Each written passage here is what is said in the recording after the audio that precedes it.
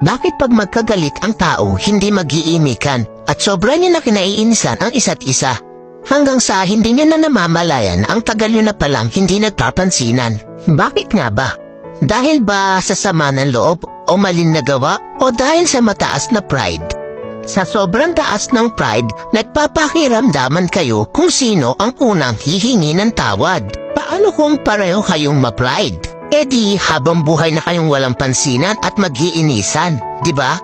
Alam nyo ba ang kasabihang, it's better to lose your pride because of your love than to lose your love because of your pride?